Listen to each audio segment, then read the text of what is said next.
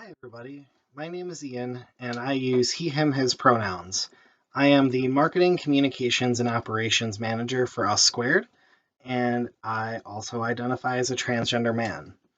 And the reason that's important to talk about right now is because during the month of September, we at Us Squared talk about cisgenderism. For some definitions, cisgender is a term for individuals whose gender identity and expression aligns with what's expected of their sex assigned at birth. So, when we're talking about sex assigned at birth, we're talking about biology. With that, there are certain expectations of how a person navigates in the world in their gender. And that's where cisgenderism comes in, because there's an automatic assumption that everyone fits that narrative of their sex assigned at birth, their gender identity, and their expression all fitting into that same mold. So the idea that someone who is assigned female at birth identifies as a woman and is very feminine. That's cisgender, one example of it.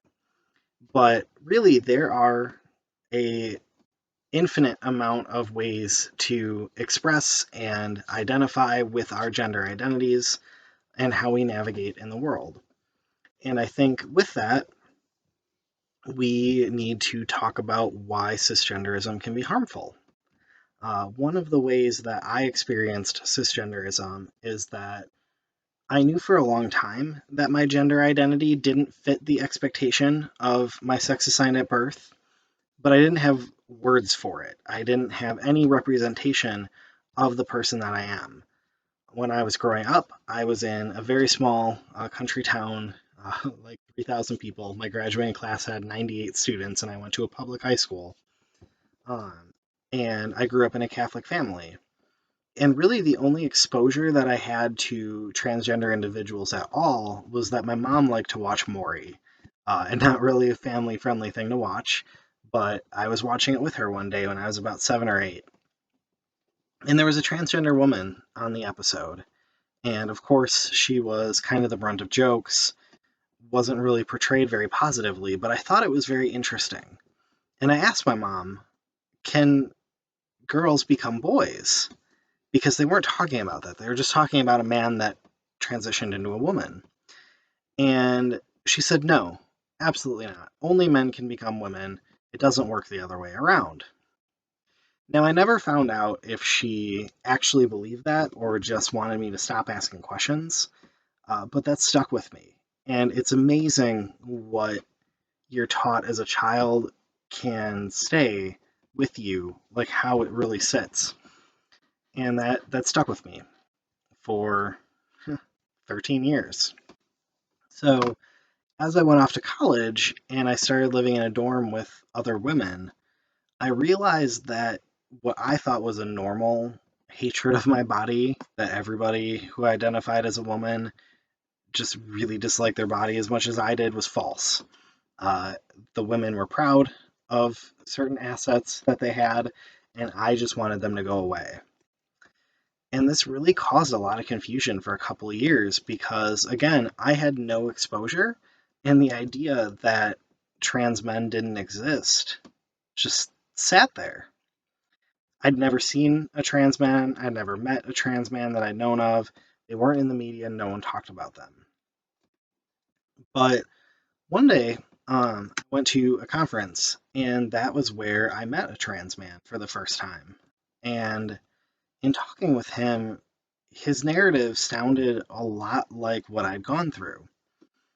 And I found it really fascinating, but I was in denial. Cisgenderism had stuck with me, and I figured maybe if I just kept living my life the way I am, I'm not going to have to deal with this. Like, I'm not going to have to transition.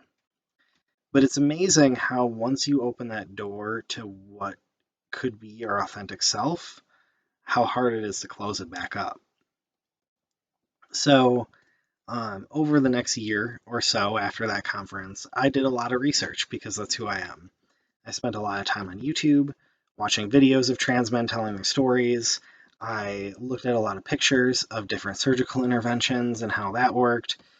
And instead of scaring myself off from transition, I realized that it seemed really exciting that I could become the person that I knew myself to be, but didn't know how to express. And cisgenderism really made the process of getting there difficult, and it still makes the process difficult because through the transition process, I came out as Ian and he, him, and I had a decent amount of people in my life be respectful of that. I started hormone therapy to masculinize my body. I later had what's called top surgery to masculinize my chest.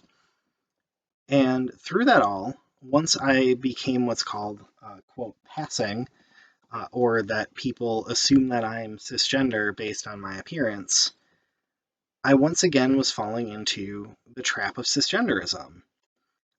Because even though my goal was to appear the way that I do now, it wasn't necessarily to be denied my identity as transgender.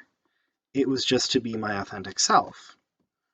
And now that I'm perceived as cisgender, a lot of times it's almost like a shock factor when I tell people that I'm trans. I hear a lot, I would have never known that you were transgender. You don't look transgender. And while it's meant as a compliment, it's full of the issues of cisgenderism because it basically states that there's a specific perception that trans people need to fit because we don't fit the perception of cisgender individuals. And the reality is, most of us don't fit one specific narrative, just like no cisgender person lives in one specific narrative. We exist, we're everywhere. Depending on the study you look at, anywhere from 0.5% to 1% of the population of the world identifies as a gender outside of the cisgender expectation. So really there's quite a few of us, but the knowledge and the information about us is slim because people feel uncomfortable talking about gender identity. They feel like there's something innately wrong if you question anything having to do with gender identity or even expectations. But the only way that we can change this narrative is to keep working towards it. Keep talking about the fact that gender exists. Keep talking about what gender means to us. I mean, something as complex as gender expression is actually a simple thing to talk about. The way we do our hair, the clothes that we wear, the way that we emote when we're talking. That's all gender expression. It's really simple, but we make it difficult. It's just because it's so broad that we become scared of it. And I think also because there are so many different like cultural and religious connotations to gender that sometimes I think we're really afraid to have the discussions of what might break the expectations that have been built up for us. So I guess for me, what I want people to do is just be willing to have those discussions.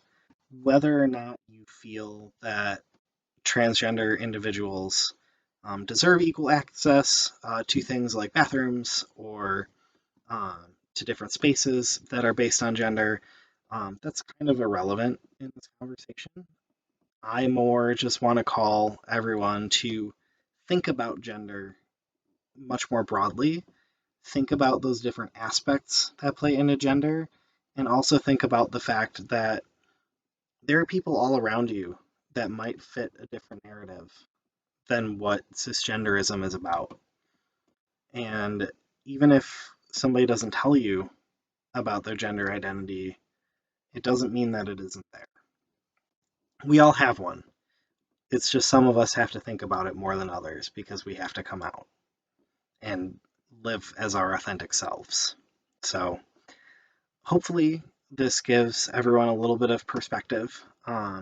My trans narrative is not everybody's trans narrative, much like any other identity category. We all live as ourselves in our own ways and have different experiences because of it. But part of me acknowledging my privilege is that as having passing privilege, I feel the need to tell my story so that other people can also have safe and equal access to services and spaces like I do. So that's all that I have. I hope that you all have something to take away from this, and I look forward to hearing from anyone who might have questions.